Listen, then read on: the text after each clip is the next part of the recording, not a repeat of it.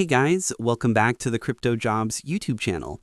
I'm your host, and today we're doing a crucial update on SOL. Right now, the price action is very neutral on both the H4 and daily charts. The previous daily candle closed bearish, landing right under that big level of $222.50, and the current candle is a doji, which signals pure market indecision. Be cautious with long positions because we could see a deeper correction toward the $205 or $196 lower demand zone. The weekly view looks strong, but we're looking for a necessary retest.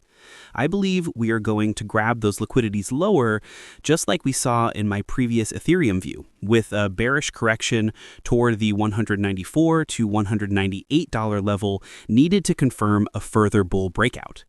This $194 to $196 range is a key monthly retest and demand zone that needs to be hit.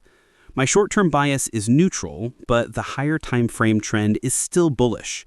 The local key support to watch is $212 to $215. Now, before you go, I want to talk about how you can take your trading to the next level with me. I'm running a free Telegram channel for all my quick updates and market insights, and my free VIP group for even more setups and a closer look at my trading strategy. The links for both are right in the description. Peace out.